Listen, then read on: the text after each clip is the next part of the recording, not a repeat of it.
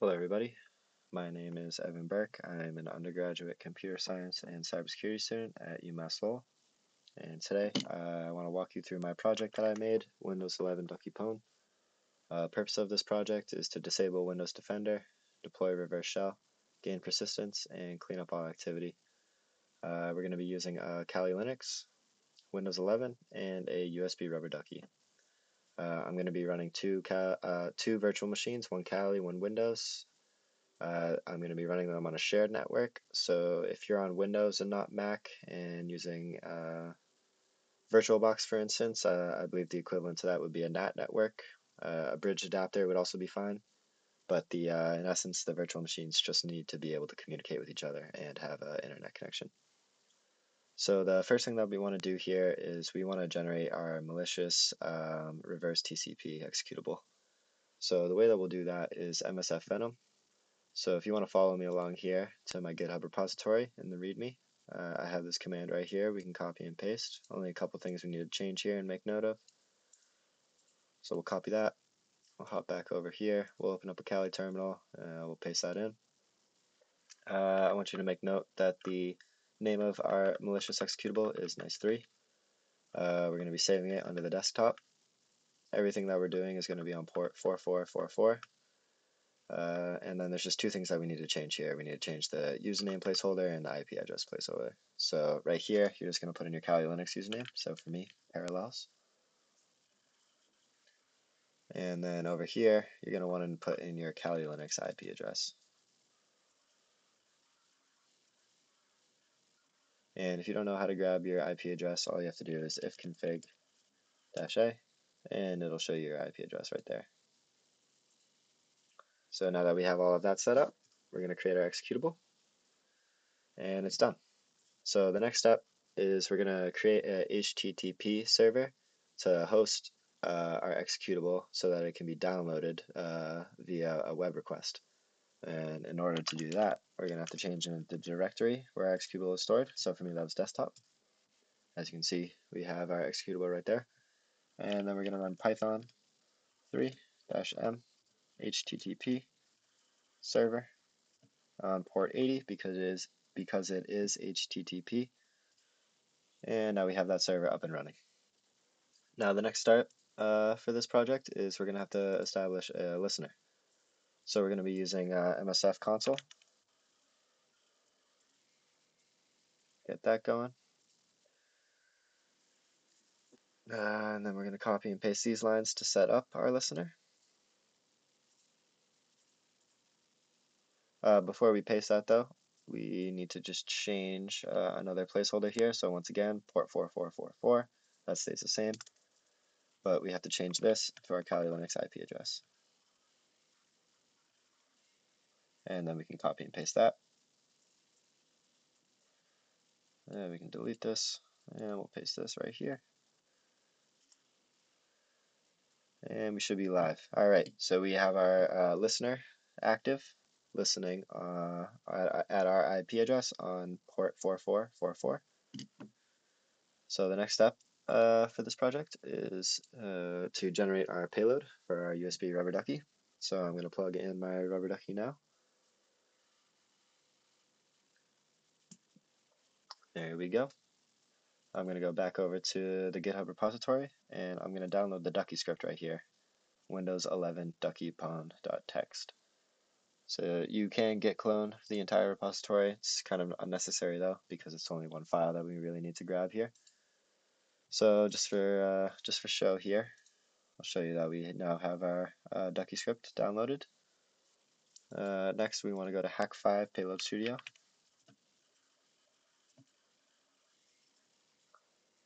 We'll pull that up. We can use the Community Edition. For you here, none of this is probably going to be here. It's going to be some simple hello world, but all you'll need to do here is press File, Open Import, Upload File, and then we're going to click our text file that we just downloaded. And we'll open that up.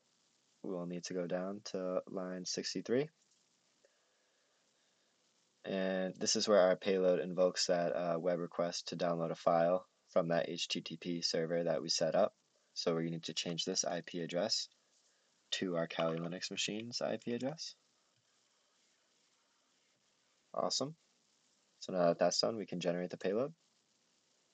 And once it's compiled successfully, oh, I am good with community. We'll download the inject.bin. So now we have our inject.bin right here. I'm gonna open up my Ducky. I have an old inject.bin in here. I'm gonna get rid of that, and then I'll just cut and paste this over here. Boom, and we're ready to rock. So I'm gonna safely remove my Ducky. Take that out. Take the SD card out, and then put it back into the USB Rubber Ducky.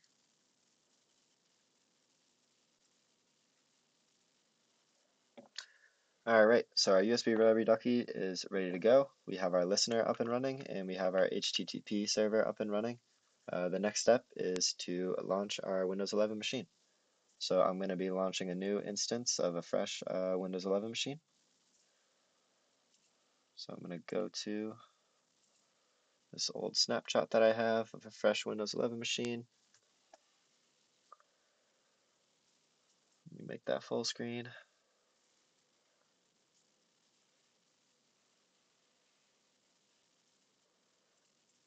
Alright, awesome. Now that we're in here, and just to show you that we have all of the default security measures set up in Windows Defend Security. Oh, I can't spell. There we go. So you can see here, virus and threat protection. We have real-time protection on, and that is what we are going to be turning off in order to perform our exploit. Just to show also exploit protection. Oh my god.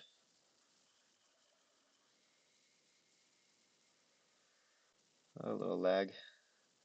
As you can see here, none of these really would impact what we're doing here, but all of these are turned on. Alright, so now we're ready to rock. I'm going to plug in my Rubber Ducky here, and we will watch as it does its magic. So first things first, it's going to open up Windows Security, and it's going to turn off real-time protection.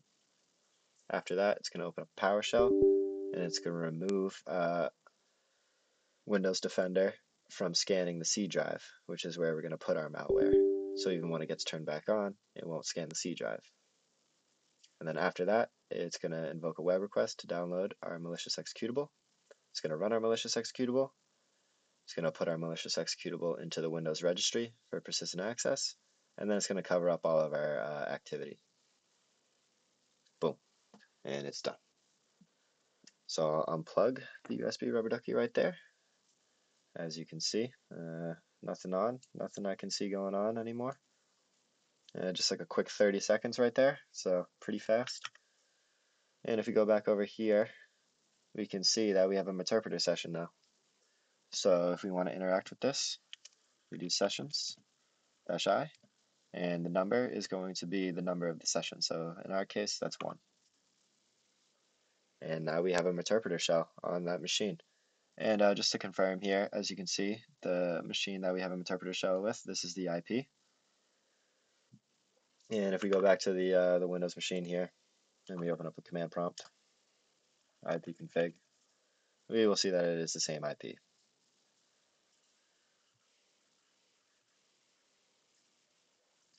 So here, just to show a simple proof of concept here, we can do a lot of things inside the interpreter shell, but I'm just going to open up a Windows command prompt shell. And I'm just going to run who am I? And right here, you see I get all of that information.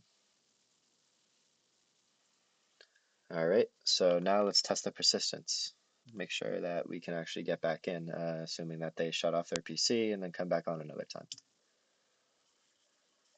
So exit, we'll close our session here. If we try to see what active sessions we have no active sessions. On our Windows machine, everything looks the same. but let's run a quick restart and see if we can get a connection again. Because when we restart our Windows machine, real-time protection is going to be turned back on.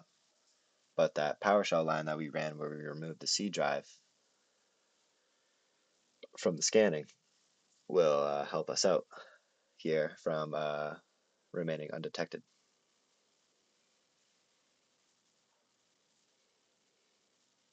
So just give it a little bit. Alright, we're back in. Everything's loading up.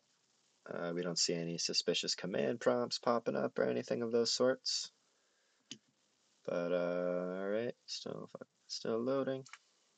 Alright, let's go back over here and we see we have another session. So that proves that we have a persistent backdoor into this machine.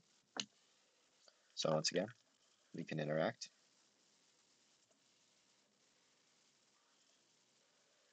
And I can do the same thing again. I'll just open up a Windows shell and I'll run ipconfig.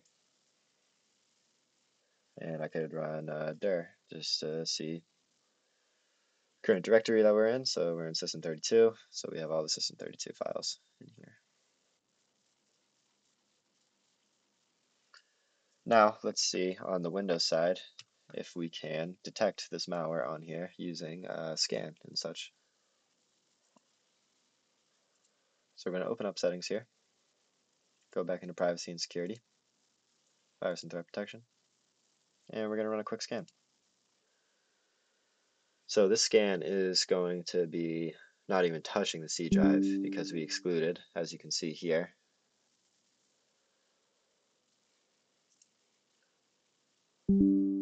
Oh, as you can see here, item skipped during scan, and that's because we have this exclusion here on the C folder. So let's remove that, and then let's restart our machine again to put those changes into effect. So as we can see over here, session closed, we're restarting the machine.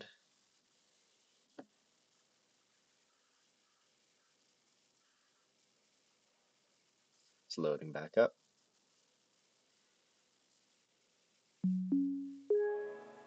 Give it a couple seconds for everything to load in. And boom, we have a threat found.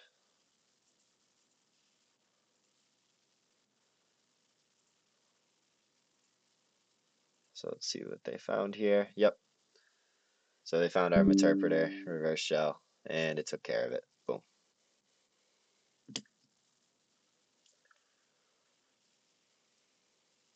So as you can see here, we never got another session established after we removed that exclusion from Defender's scan.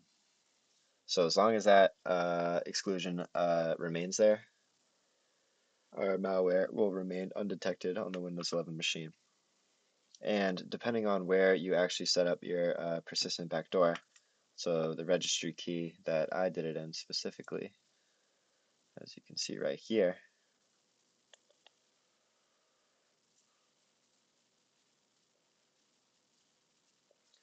depending on where you store these, QuickScan will be better at worse at finding it because some of them are more common for malware to be put in as opposed to others. So it's all about where you put them.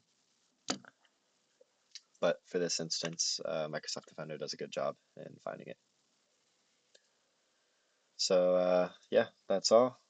I hope you I hope the project works on your end, and I hope you enjoy doing it. Thank you.